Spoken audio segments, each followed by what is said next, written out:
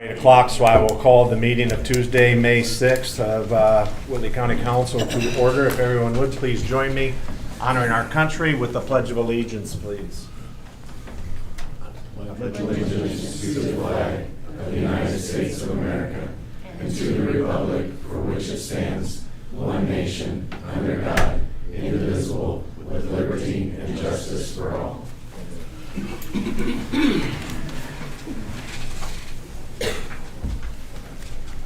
I would like to start our meeting this morning in remembrance of Bill Overdeer. Bill was a pillar of our community in a lot of ways, but in relationship to this morning, he was on county council for over 30 years. I believe 32 years, but I know it was over 30 years.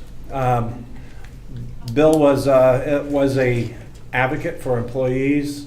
He was responsible to the taxpayers, and just the relationships that he had with people was evidence of that, of being elected that many times to this kind of a position to serve the people. So today we remember Bill Overdeer. I remember him working with him my first 2 years on council, my first 4 years on council. And Bill will be missed. He's been missed by his presence that we've had on council over the last several years, but with his passing, he'll be missed by the community, and just a chance to recognize that and remember the good things that he did for our community and for our county.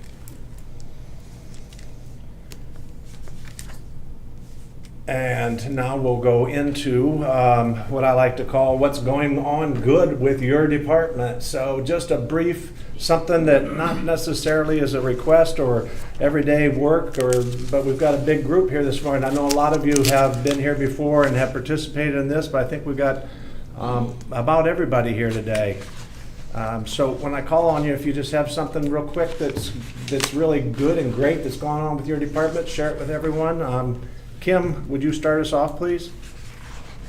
Well, we have our deputy assessor, Tom Bean.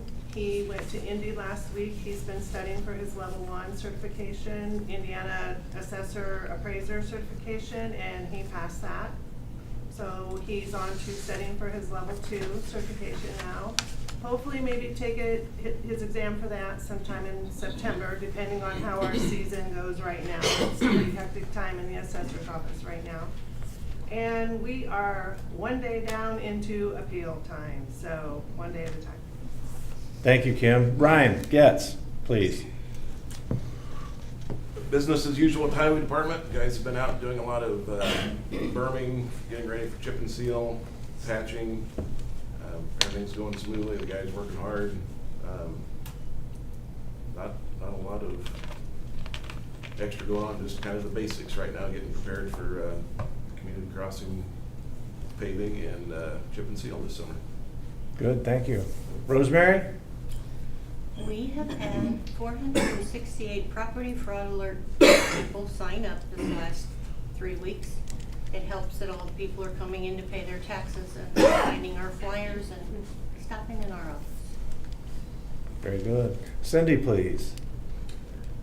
Well, in the clerk's office, business as usual on the court processing side, but on the election side, this is an off-election year, and Jessica Hockemeyer has been going to Ball State. It was something free for either elected officials or someone that had something to do with the election.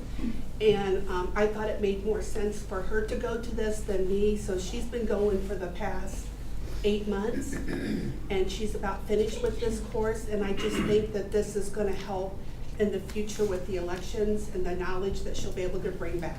So she's about done, and I'm excited about that. Good, thank you. Paula? Well, I don't know if all of you know this, but there's a food truck that arrives in South Whitley every Thursday. And if it wasn't for our work crew, or community service work crew, and having the support of the judges to continue having that level of service, they would not be able to meet their deadline to distribute the food to those in need. Very good. Ed Bieber? Within the last week, Ian Dash, one of our probation officers, finally finished all of his training and is now certified to use the ICOT system, or the Interstate Compact Offender Tracking System, which is a nationwide system for tracking probationers. Good. Jennifer? I'm excited to begin implementing Paylocity, the HR system, and what the good things that's going to bring. I also think our department head meetings recently have been very productive, a lot of good conversation. I appreciated that. Thank you. Jason? I think we finally kind of hit a rhythm out there in the new building, and people have got their feet grounded, and things are going well. Brad? We are also pretty business as usual, pushing many projects forward. I am having good success with utility coordination on one of our road reconstruction projects, so that is hopeful. As well as we are at stage 1 with a special safety striping grant project that we're working on with INDOT. Very good. Dale? I think something really exciting that has been a long time coming. The Broadband Task Force at Whitley County was one of the largest recipients of grant awards, and between SERP and Brightspeed, a majority of the county is going to be covered. So not guaranteeing anything, but it's really good news for the county. That's exciting. I know a lot of people are waiting to hear that. Thank you. Ed Scott, please. We started the scheduling interviews for the deputy director position yesterday, and then we also were informed yesterday that we were awarded a grant from Duke Energy for weather radios for underserved communities. So looking forward to get that program and get some of those out to the community. Very good. And we have a couple other guests here today. I'll put you on the spot and call on you. Judge Rensler, something great going on with you guys? We had a jury trial last year, a couple of counts of reckless homicide, where the jury decided to convict the individual, and that was upheld by the Court of Appeals last week, so I think that's a good thing. Judge Garza? Yeah, a couple months ago, we received a reminder email from the district that we needed to get a language access plan put together and submitted to the state. We have quite a few different languages coming in now, mostly due to traffic on US 30, including Russian, Arabic, Oromo, which is an African language, and Haitian Creole. So over the last couple of months, Judge Rensler and I and our staff have worked together and finally got that plan submitted, and just within the last couple of weeks. Thank you. And Mayor Ryan Daniels with us today. Tell us something exciting, sir. We are planning to have the skate park grand opening here probably on the, I think it's the 17th, whatever that Saturday is, at 5 o'clock. And people are already out there, even though they're not supposed to be, so they're enjoying it. So look forward to seeing you guys with your skateboards. Very good. And Mayor Daniel, if you would please, we'll go ahead and start our agenda, and I'll give you the floor.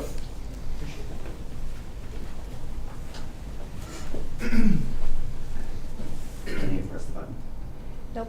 No, I don't. Good. Okay. Good morning, council members. I'm here because we are kind of reestablishing our Columbia City Economic Development Commission.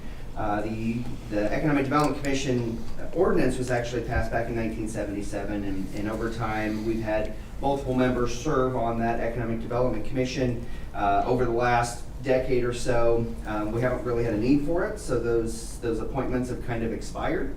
And so in order to create a new economic development area north of Walmart, we have some opportunity for development up there on the north side of our city.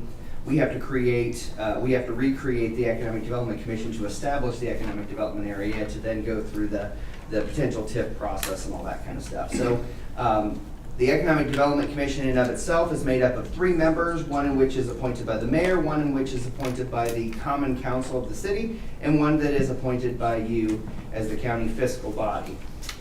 So there's a whole list of things that the Economic Development Commission does, but for this purpose, and really for the primary purpose that we've always had as the city, and that is really to create economic development areas. Those economic development areas, then of course we can go through the TIF process and all that kind of stuff to encourage development, both from a commercial and industrial standpoint as well as from a residential standpoint. So, I'm here to ask for for you to make an appointment to the Economic Development Commission, the city's Economic Development Commission. I've mentioned to Thor that I've talked a little bit with David Smith from, I guess formerly of Star Financial Bank, and he's on our he's on our city redevelopment commission as the ex officio member from the school corporation. And I said, you know, would you be interested if the county would be willing to appoint you? He said, yeah, I'm interested, but obviously it's up to you. If you guys have someone else in mind, that's perfectly fine. I imagine that this commission will probably meet 1 to 2, maybe 3 times this year, and probably not meet again for many years. So, just to be candid with you. But it is a part of the process in order to create a new TIF district. Would this be, remind me, we had a conversation, but I don't remember asking, how many year appointment would this be? Yep, so it's a 1-year appointment. The statute is a little weird because they have, again, it's a state statute, but basically the mayor's appointment is for a period of 3 years, the city council's appointment is for a period of 2 years, and the county fiscal body's appointment is for 1 year. And again, that's by state statute. So I'm assuming that would be a yearly appointment based on how it is, how it's spelled out in the state statute. So we would need to do this every year then, or Every year. not during the years you're meeting? You said you're only gonna meet 1 to 2 years and then probably not for 7 Yeah, well, actually, we're probably, well, yeah, it depends on what we can get accomplished this year. We may not meet again next year. We may just meet this year. It just depends. But yes, the point is that in order to keep this economic development commission up, you would probably have to appoint yearly, yes. Are you comfortable with us making an appointment effective today through the end of the year and adding it to our January list of appointments to keep it on a schedule with everything else? Yeah, I think officially speaking, because the ordinance was passed on 6/28 of 77, I think theoretically, the Economic Development Commission began on that date, right? So I guess theoretically you can make it okay for today, you can make it as of June 28th, it really doesn't matter to me. We can set those appointments however you want to set them. So.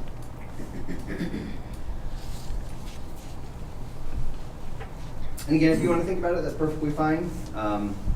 You know, again, we're just trying to, I know you guys meet monthly, do you not? That's okay, so I'd love to have an appointment today if you're willing, but if you'd like to think about it, it's not going to kill us to wait a month. What's your preference on start date then? So we'll need to swear somebody in. If that's if you guys do decide to appoint somebody, we'll have to swear them in. So you can just do effective on swearing in. If that would be okay with you, would that be okay with you all? Through the end of this calendar year, and then we'll make an appointment in January of every year. Yep, that's perfectly fine with me. That's usually when you set your appointments in January. Yes. First meeting in January. Yeah. So we can make it to effectively conclude the year, and then come back to you in January. And I think I did get an email out to everyone on David Smith. Did anyone have a chance to talk to him? No. I've had a chance to talk with Dave, so I would say that traditionally, without him here to say, yes, I would like that, or I would take that position, I'm comfortable doing it with the mayor's information, and I think David would make a great representation of the person for us to appoint. I agree. Is that a motion? No, that's input. I'll make a motion that, to appoint David Smith to the Economic Development Commission for Columbia City, effective at swearing in. And going through December 31st. And going through December 31st. I'll second it. I have a motion, a second. Is there any further discussion, please? Hearing none, all those in favor, please raise your right hand. Let it be shown it was passed unanimously with the members that were present. Thank you, council members. Is there anything any other questions I have while I'm here? Happy to answer those if you have any questions for me. You know you can always get a hold of me, so thank you. Appreciate that. Thank you. Is there someone here today to speak on behalf of the Easterseals update and transportation grant? Yep, come on up. I'm sorry. And your name, please? Stacy? Stacy. So sorry I didn't have your name on my agenda. No worries. How are you? Good. How are you? Good, thank you. Appreciate the time for me to come and talk to you all about the updates and things that are going on at Easterseals, Columbia City. Previously, just to bring you all up to speed, we were Easterseals Passages, Easterseals Passages, and now Easterseals Northeast Indiana. And with that change, that was a change that happened across all three of our locations. So Easterseals Arc of Northeast Indiana became Easterseals Northeast Indiana. Easterseals Rise of Angola became Easterseals Northeast Indiana, and Easterseals Passages became Easterseals Northeast Indiana as well. Just to make sure that there was alignment, but also to eliminate some confusion, we do have some participants who have, some families who have individuals at multiple locations, and they expressed their concern with having multiple different agencies and entities to email with, so just to help eliminate some of that confusion. So just wanted to share some updates with what we're doing. Our day services, we have the Creative Learning Center here in Columbia City, and we are super excited as we're coming into the summer to have participation in First Fridays again with our art sales. Our participants really enjoyed that last year, just to be a part of the community, to be able to sell some artwork, and then also participating in the farmers markets as well to sell that artwork. We are promoting active engagement with the community. As you all know, it's beneficial to your mental and physical health to be a part of the community and feel like you have that connection. So we are at 45% of active community engagement as of April, and we're going to continue to promote that. It has been a challenge with staffing struggles, as you all are, I'm sure, aware of. That continues to be a challenge across all employment, any business within our country at this time, but continuing to persevere. We do look at volunteer connections, again, trying to establish that connection with community. So we are volunteering with the First Church of God as well as the YMCA. We would love to expand those volunteer opportunities for our participants. They've expressed liking to have a variety of things to volunteer at, so we're excited for those options. We've also changed our day programming a little bit from the traditional model. Previously, it was that you needed to come 5 days a week or something to that nature. Now we are offering a la carte, so it's very much based on the participants' want. So they can choose to just come to art classes. They can just come to ballroom dance. They can only come to karate if they want to. We also offer group music therapy, and new to our establishment is our Easterseals gaming, which has been amazing for a lot of our folks in developing cognitive ability, coping skills, self-regulation, those sorts of things. We have had an individual who has very much thrived with ES gaming.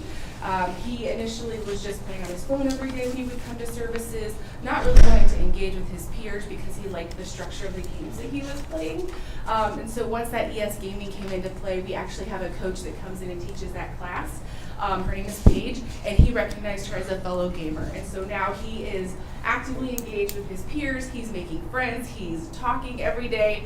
So it's been really great to help pull him out of his shell.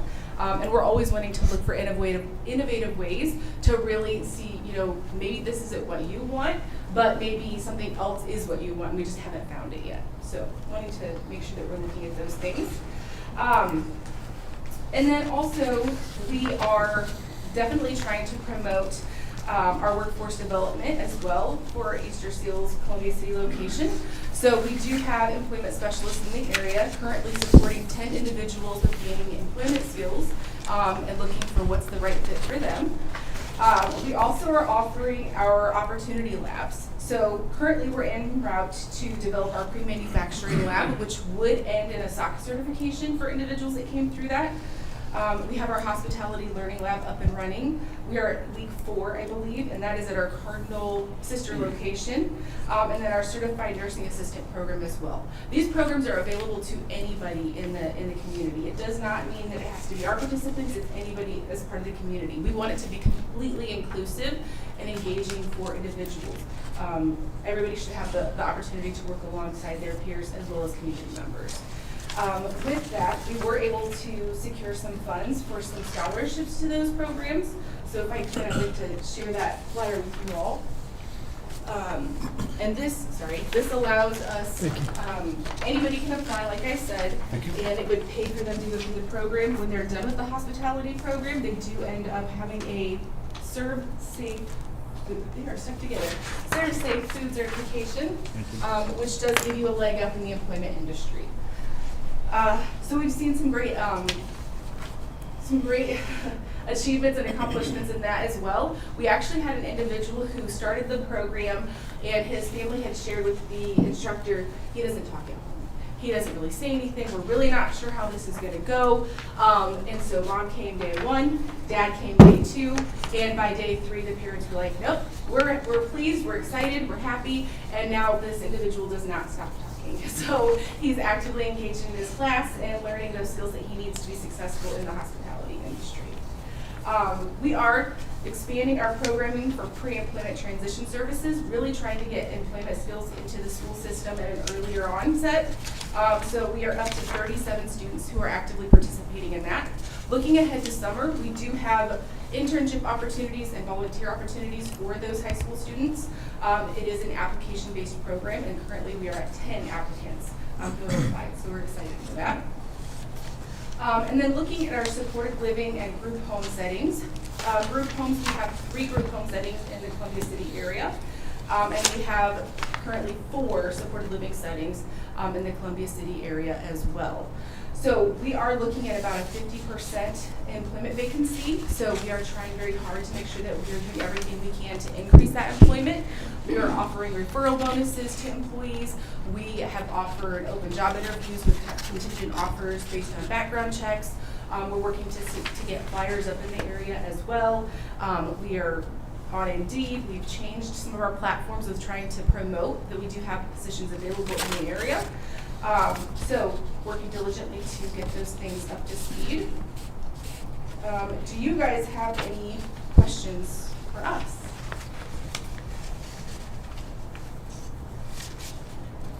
Thank you so much for the report. Thank you very much for having me. I really appreciate it. Thank you, I appreciate You guys have a great day. I need to apologize to Joan. Joan has a video for us this morning, and I skipped over it. I got so excited with everything that we were getting from I forgot. I knew you would remember. So I want to back up and go to Joan. I'm Dale Boop, President of Whitley County Economic Development Corporation. Did you want to talk for a Well, second? when Thor goes around for good news, he usually includes us, but he left us out today. Well, I always get us at the end. I do us at the end. Okay. Yeah. Well, anyway, I'm on the EDC Economic Development Board or Committee, and we meet every 3 months. And at our last meeting a couple weeks ago, Del Boop, the director, had showed us a video that he created to promote Whitley County, and it's just an awesome thing for us. He did a terrific job. It's very well done. It's very engaging, and I would like to say kudos to Del for it, and I would like to show it. So if we could start it. And Del is here today.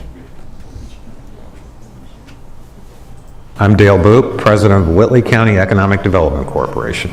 A big job for the Lido for companies who are coming in or expanding is to get them tax abatements or incentives. So maybe they might have an issue with Indiana Department of Environmental Management. They need a permit, or they're having an issue with city utilities or with the electric company. You know, it's like 1-800-CALL Dale. Hey Dale, you know these guys. Hey, can you work on this for me? We are a free resource to help people navigate the ins and outs of county government. I have a revolving loan fund. We like doing those loans when they help quality of place, quality of life, or improve a downtown square. We are only 3 hours from Chicago or Detroit, or 40 minutes from Fort Wayne's airport, and less than 2 hours to Indianapolis. So ideally located for transportation and getting your goods and services where they need to be. And we have really terrific infrastructure here in Northeast Indiana. US 30 goes right through Whitley County. We're really close to Interstate 69, which is just an economic engine for the entire country. I often describe Whitley County in one word, and that word is possibilities. we kind of punch above our weight. We have possibilities for your businesses to grow and succeed. There's not 6 degrees of separation there. There's a 1 or 2. We'll get you in front of the person you need to get in front of. If somebody were to spend 24 hours in Whitley County, I would have them start in Columbia City, spend a little bit of time there, seeing some of the vendors, looking at some of the stores. Then I'd have them go just to a really neat little community called South Whitley and stop in at E-Brewing. E-Brewing is a farmstead brewery. Then we've got a few Airbnbs they could spend the night, and the next day I would have them go to the farmers market in Columbia City, have them head from Columbia City to Churubusco, and on the way stop at Tri-Lakes. We do have kind of a lake vibe in a few lake communities. Finish up in a really cute little town called Churubusco. I really sell Whitley County on the fact that we're a really good place to live, low taxes, pretty down-to-earth community, and we're only 35, 40 minutes from all the amenities of growing Fort Wayne. I do like the camaraderie, the collaboration. I think in Northeast Indiana, because we've been doing this so long, is that we really believe that a rising tide floats all boats. What I like about the Lido group here is we want somebody to be successful who's either landing here or growing here. And if it doesn't make sense to be in my backyard, I'm going to send them where I think it might work. Pioneer is possible here. Pioneer starts here.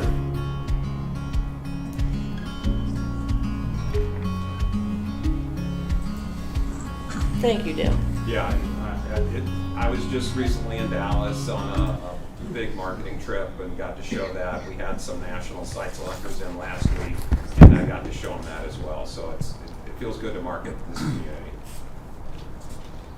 Thank you, Dale. Next item on the agenda is Michael Ashby from Peabody Library, back for an appointment to the board. Is there anything you want to update us on, please? Mark Parker is, his term is expiring this month. He's still interested in continuing. Anyone that had shown interest in our way, I pass them on to you for. So I don't know if they follow through with that or not, but that's where we stand. We've had 3 people that have come forward. I'm going to assume that those are the same people and made themselves known. Jill Mort, I don't know if you're not familiar with her, and we've also from Carrie Hyman. Okay. So is there anybody else that the council wishes to talk about that you've had contact with or that you would recommend for conversation? I'm not aware of any others. I know Michael's been here a couple times, knowing that this appointment needs to be made. And we told him we'd be prepared to do that today. So thank you for that input. And I'm going to open up the floor for nominations, please, to fill this appointment.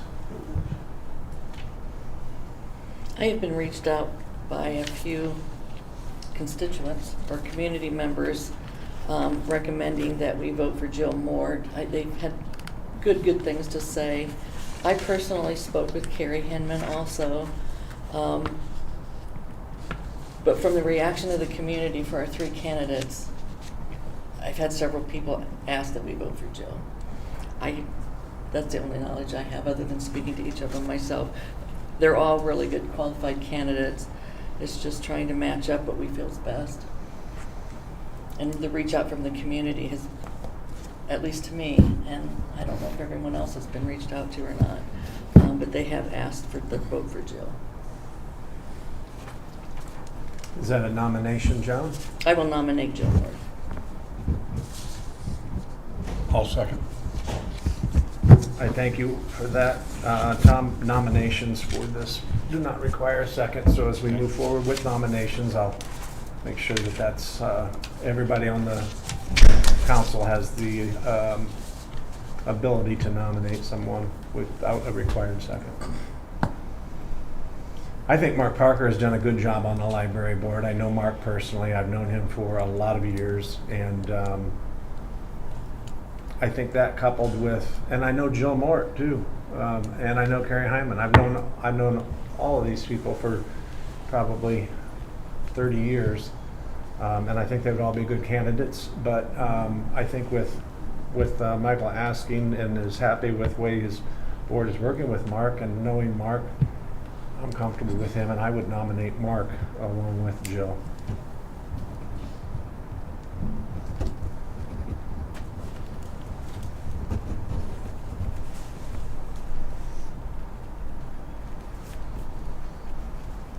Are there any other nominations? I'm comfortable with any of the three.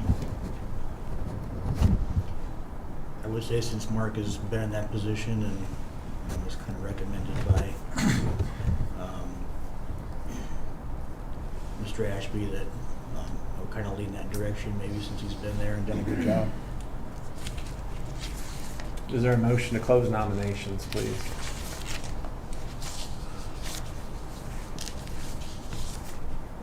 I'll make a motion to close nominations.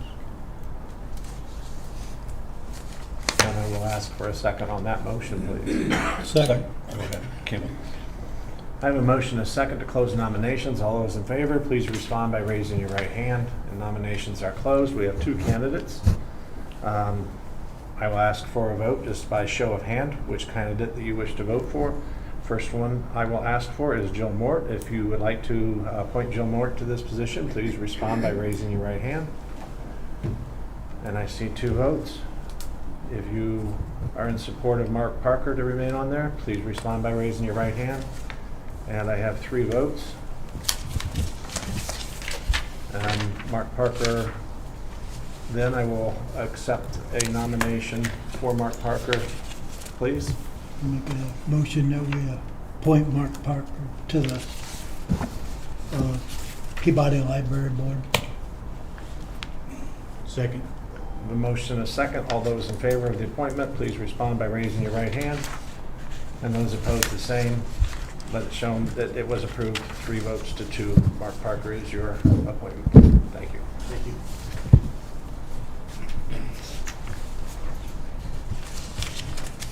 Next on the agenda are some additional appropriations. What do we have first, please?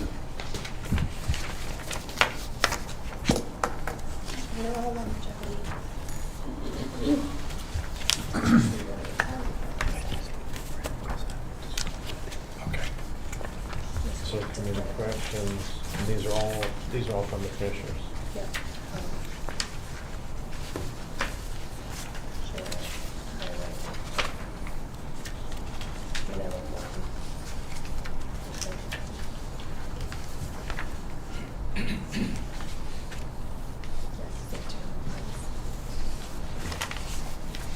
Which one has 2 funds?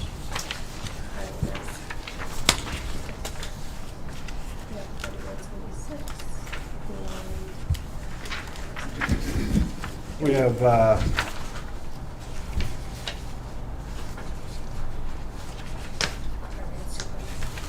okay, so these are the additional appropriations to cover the longevity pay change that we voted for. There are 1, 2, 3, 4, 5, 6, 7, and they're all related to the same issue of longevity. Do you want to pass these in a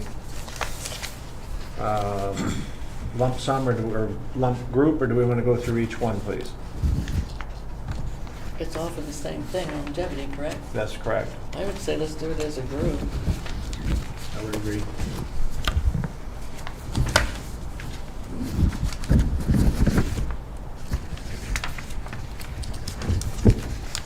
Okay, I would ask for a motion then to approve the amount for the highway longevity of $15,750 along with $4,550. Sheriff's Department of $3,000. County General for the commissioners, this is everybody who would be funded out of the County General, for $65,250. Community Corrections of $21,000. Health Department of $6,120. And out of Lowett for the Sheriff's Department of $19,450.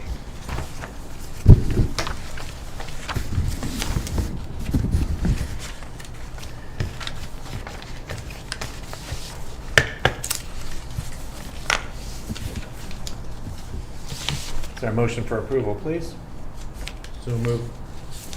Second? I will second the motion. Is there further discussion? I would just like to make a comment. I'm kind of pulled here because I voted no for this to begin with, and I would like to explain why.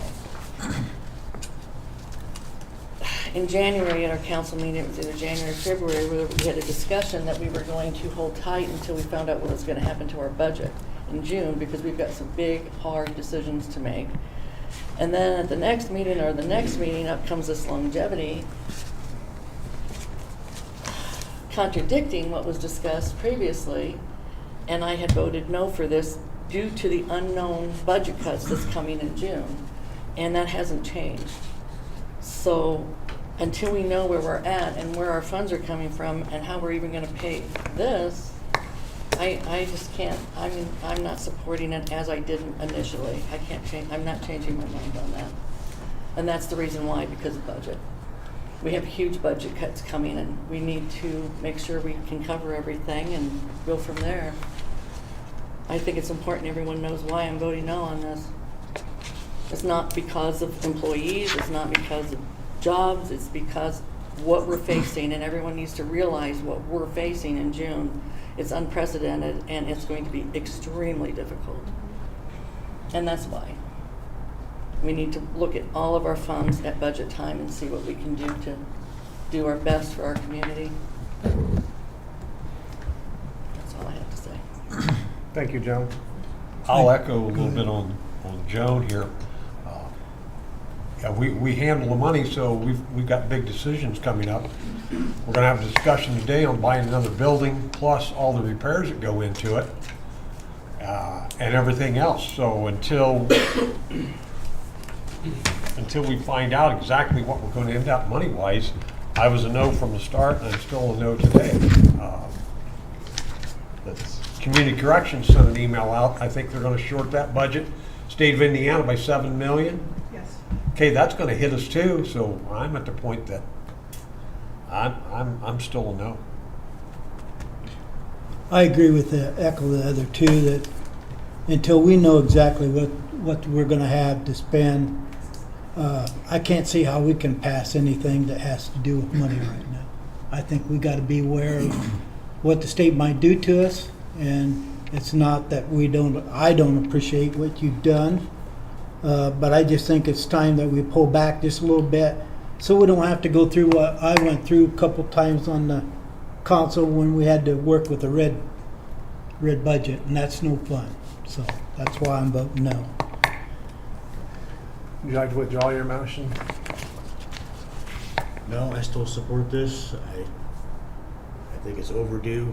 I think we're still behind with longevity compared to other places, and I support it moving forward. So that's where I stand.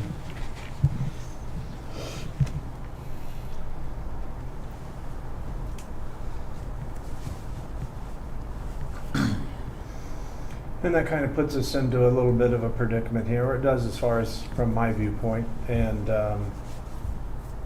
this was something this is just the moving of the money to facilitate something that we've already approved. So that bothers me a little bit. And we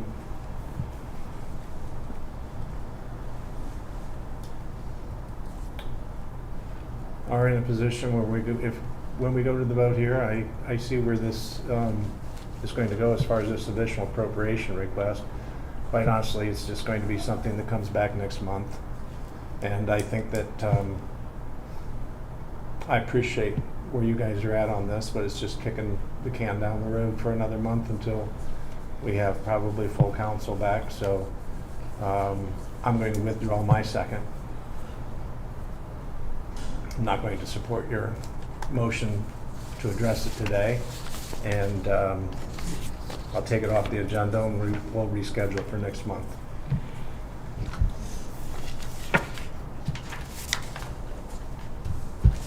Will you please put this on the agenda for next month? Yes.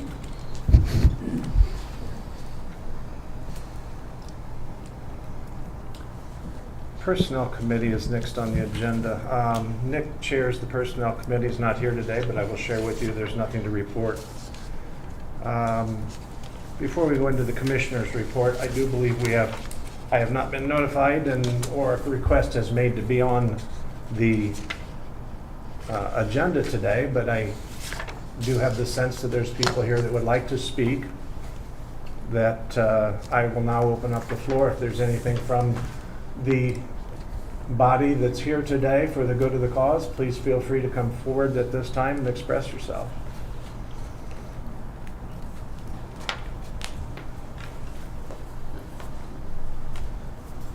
All we ask is that you introduce yourself and give your address when you come up, please. Just like yesterday. My name is Cynthia Strack. My husband Mark and I reside at US 30 in the Allen Whitley County line.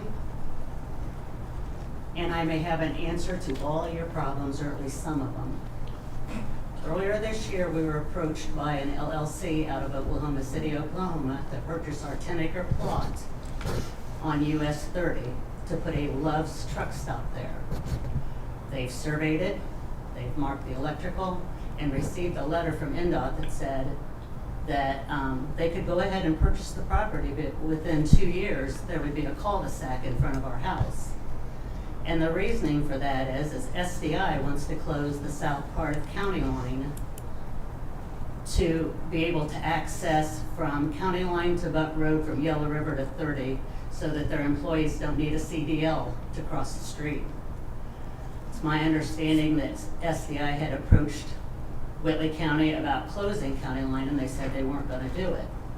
So our remedy for that is that you put a right in, right out on US 30 and do away with the cross intersection. That's where most of the bad wrecks have happened. That's where the deadly wrecks have happened, because people don't pay attention and you can't fix stupid. And my example of that is Easter, the shooting in Allen County that proceeded down on State Road 9 and 100. We stood in our front yard and counted probably 20, 3 of them being SWAT units, unmarked state police, SUVs, trucks, Allen County cars. Do you want to know, out of that 20 minutes, how many cars pulled to the side as they sped by going about 100, 120 mile an hour? I can count it on one hand. 2 people. It's against the law. This morning, coming here on US 30, Quessy, the lights blinking. People don't slow down there. I always throw on my 4-way stop, and I don't have a child, I don't have a grandchild going there. But I moved to this community to raise my children here. It's a good community with a lot of opportunity.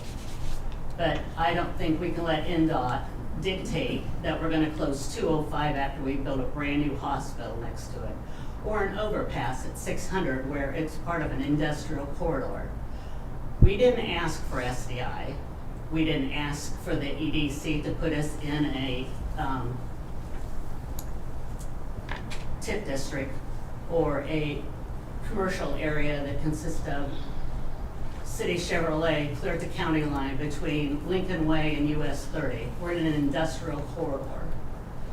We want not only this body, but the commissioners and the state representatives to go to NDOT and Mike Braun and say, this is a plus for our community to help us grow. There's a lot of other roads that they can close other than US 30 at the Allen-Whitley County line. And if anybody has received the email from our realtor that she sent to 32 people and 3 people only responded, the things that love can do for this community. It's not only for Whitley County, it's for Columbia City, it's for the schools.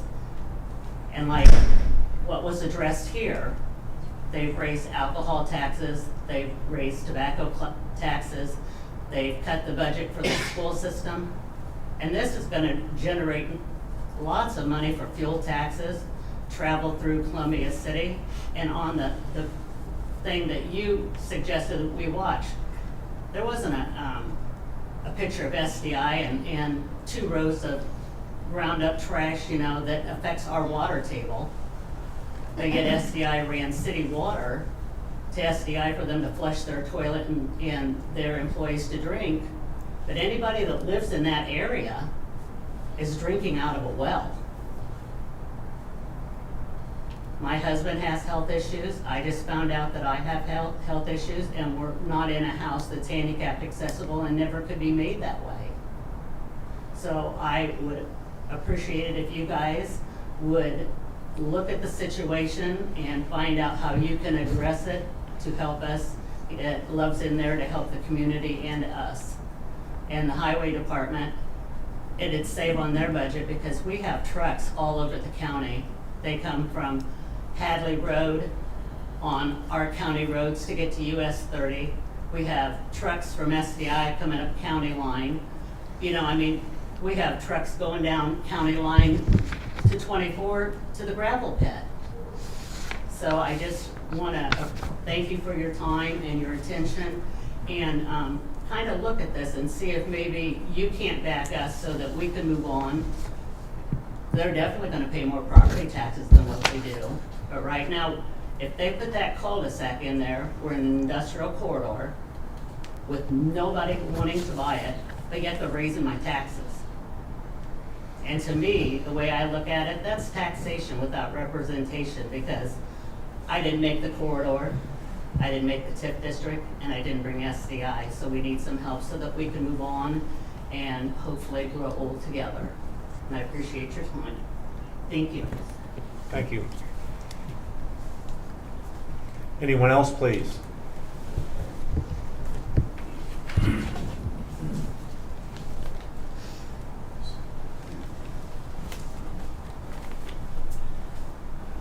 Good morning, I'm Bill Bryce, trustee of Thorn Creek Township.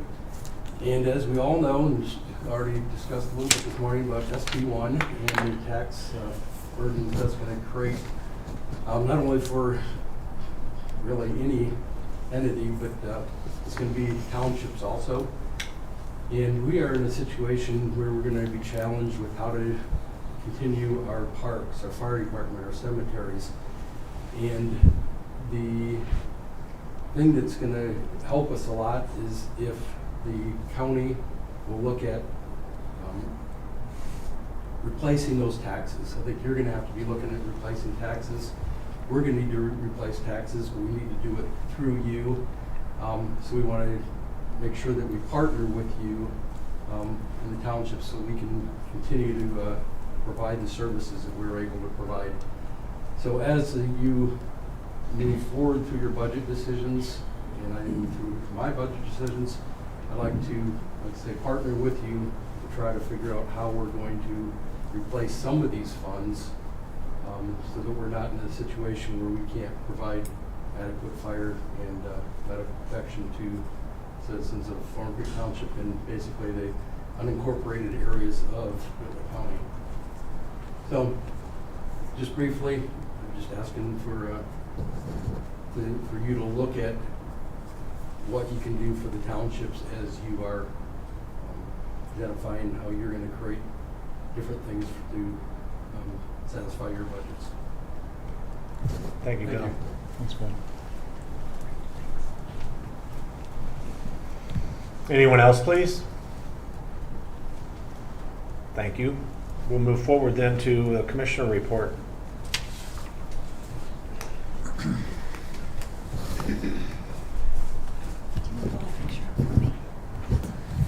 So I know Gail touched on it, on the broadband equity access grant money. The preliminary results came out. So I just want to show you guys a picture on how close we are. There's 2 more rounds. So I know that we'll have some providers applying for those as well. But as Dale said before, our county was one of the top counties to receive funds. Everything in blue is what was awarded. Everything in green is what was not awarded.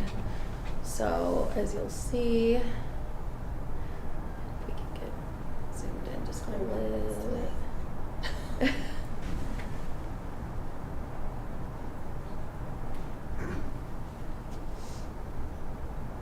So how soon will that money be available, or what's the I'm not procedure sure now? what the state's doing.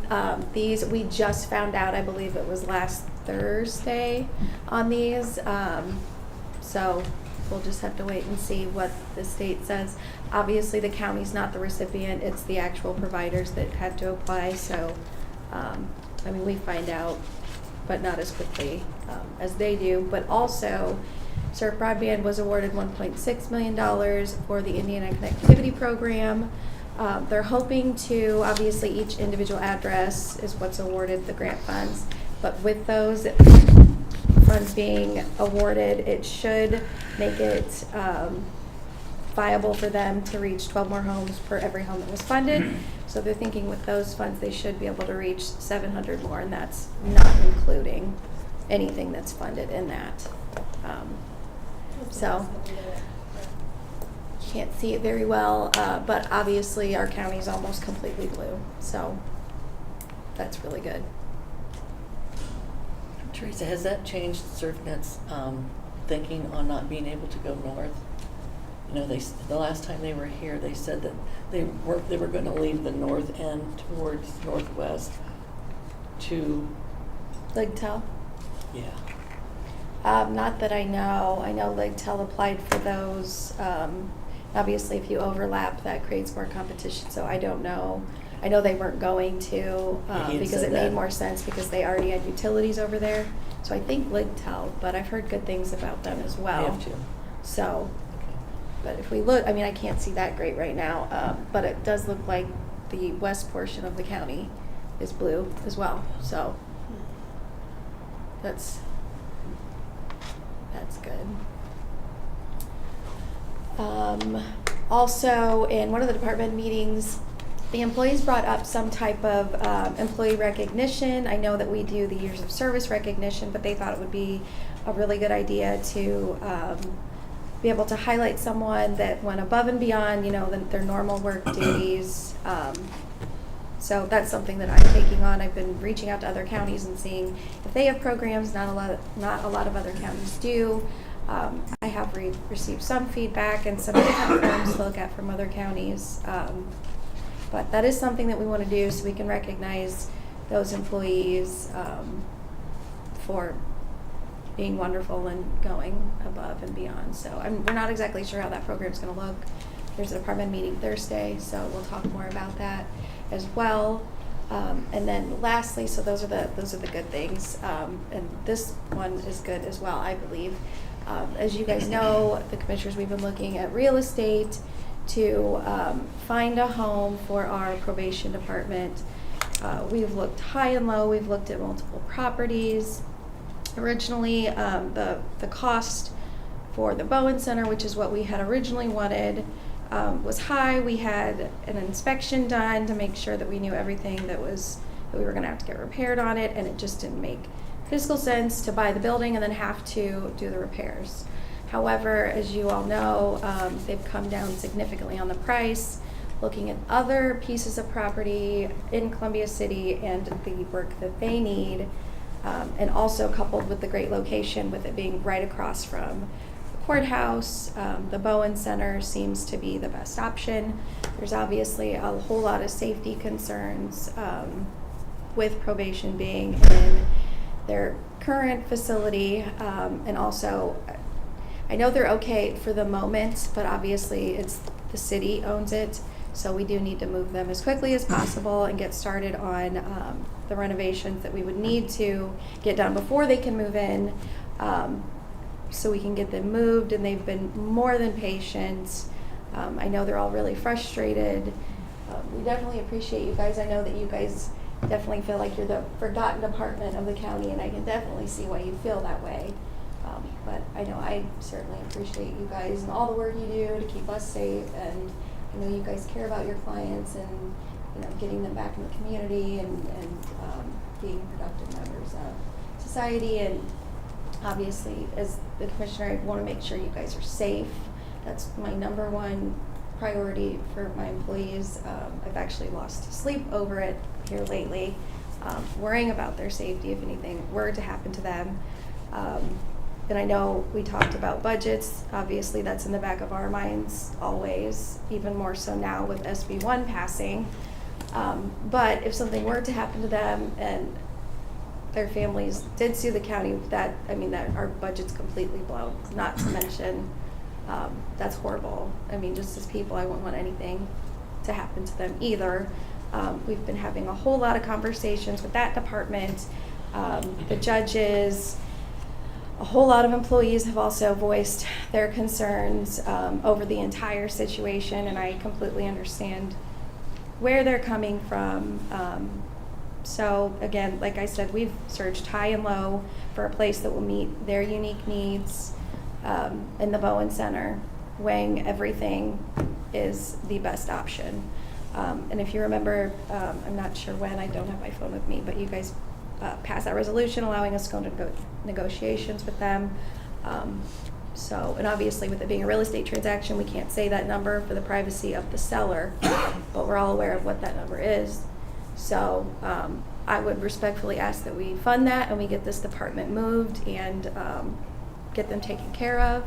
And I know that we need to save money, but compromising safety that's just not the way to go. So that's my ask. So when do you plan on wanting to move forward or actually bringing that to council as an official? Well, what I would like to do is, you guys only meet one time a month, so I would like to hold a special meeting so we could get that done and bring back an actual purchase agreement with the Bowen Center and get that moved along.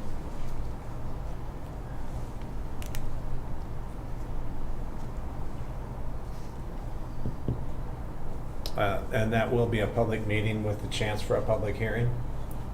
Sure. Okay. Teresa, did I hear you say that the city owns that building or Bowen owns? The city owns our old jail, and that's where they're at now, and then Bowen Center owns, well, they own the old building that they had the Bowen Center in, so.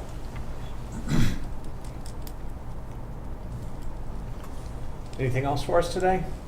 I have nothing. I know a lot of the employees that are concerned are here, so they're better able to answer specific daily questions of operation if you guys have more questions, obviously because they're there, but they're here to advocate and answer, and I just ask that you're open to everything I have to say. Thank you. What's council's favor on that? Would you like to hear employees today, or would you like to keep that to a meeting where we have a public hearing to gather that information? Or do you want to allow employees for input today and ask questions? I'm in favor of the joint meeting with the commissioners that have all employees there. I mean, I understand what the situation is right now, but a month ago we were fine with the city saying we could stay there forever. Now all of a sudden we're on a deadline, we got to get moving. So I'm in favor of the executive session and really talk about this. An executive session would not permit the public to be there or Well, to have a... whatever, just so we meet together, the commissioners and council and employees. So special meeting?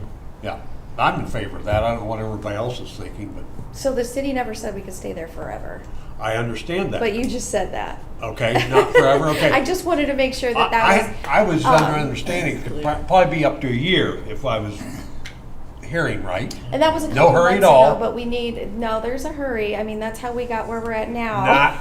Not originally, there was not a hurry. The town was fine with it, so. Well, All I I'm was the saying one who is, spoke to let's them. have a meeting. But they're here, so I would like you to hear what they have to say. And if we can get that executive session planned for maybe even this week or early next week, that would be great. Because there are a lot of safety concerns, so I'd like you guys to hear those. So. There's no doubt that there are safety concerns and that this is an issue that has to be addressed. I don't feel like we're prepared today to move forward with any more discussion on it until you've provided the information for us. We're the body that has to make that financial decision on the purchase of this building. I'm not directing this at you, I'm directing it at everybody. I see Rob's right behind you, and I've had discussions with Chad also. But we've not been shared enough information for us to legitimately start putting together what questions that we have and looking at the entire project. That needs to happen. We need to have more information shared with us. We need to set up a meeting with you. We need to have a public hearing, and that's the appropriate time for employees and all of the public to be able to come in and give us their input. We would also be very excited about anybody who wants to reach out and talk to us on one-on-one conversations, emails to us, so we can gather all that information to make the best decision that we can. We're sitting back watching the show sometimes on how things progress. We're moving here. No, we're not moving here. We're going here. No, this is going here. This is happening here. We have no input in that. We're waiting for the dust to settle and something to come forward to us. And I don't think the presentation today that was brought to us is significant enough for us to open this up into a public hearing. So there will not be a public hearing today, but we need to have one. So let's set up a joint meeting, a public meeting, advertise it as it should be, set it up so the public can make comments, and let's move forward on this as fast as we can. Thor, will you ask that Mark be here? I know he has been through that building quite sufficiently, and he would be able to answer some concerns on repairs. I would just like to make sure he's here. I'll reach out to Mark and make sure he's there for that meeting once that meeting date gets set. Now, having said that, we're at the end of the meeting, and I will open up the floor for public comment.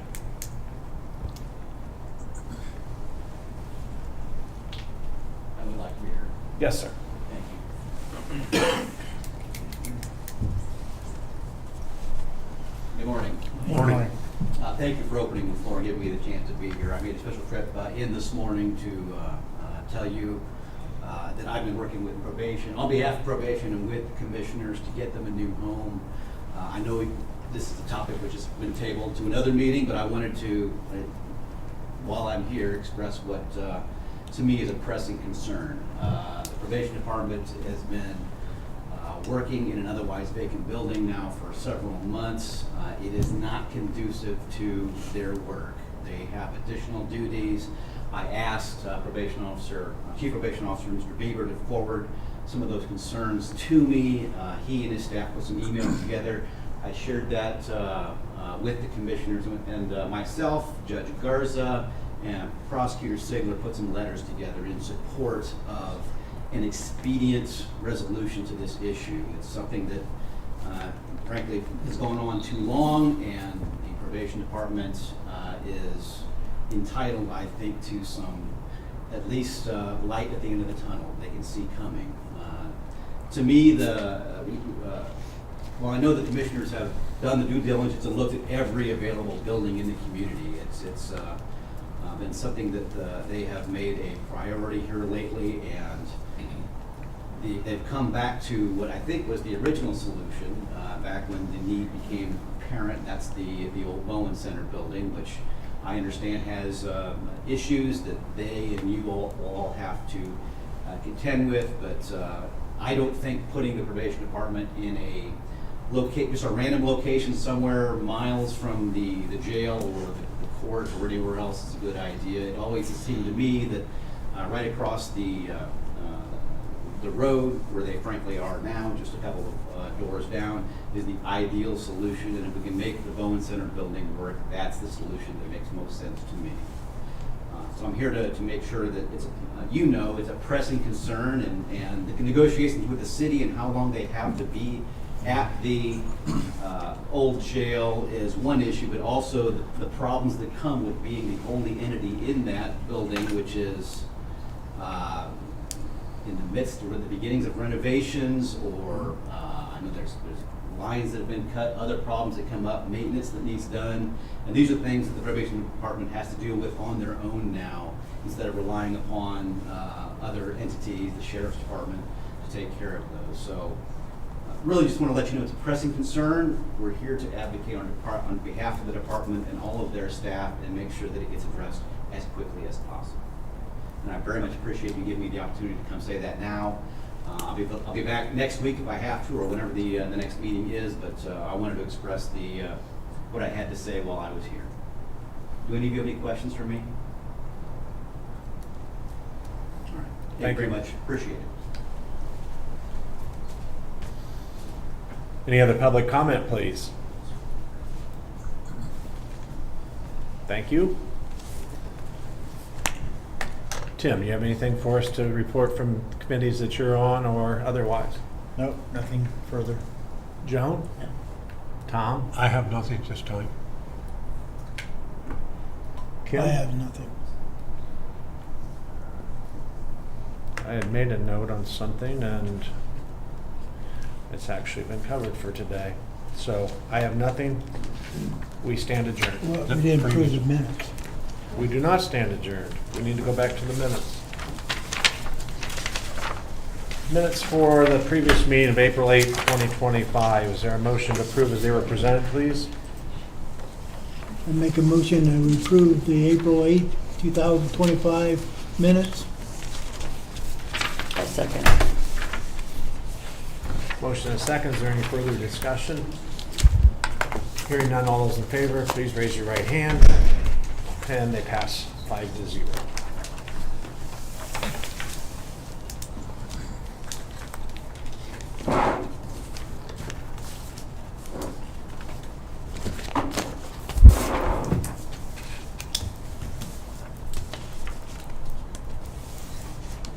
Was there anything else I've missed? It was a complicated agenda. Not really. All right, we're adjourned. Thank you so much.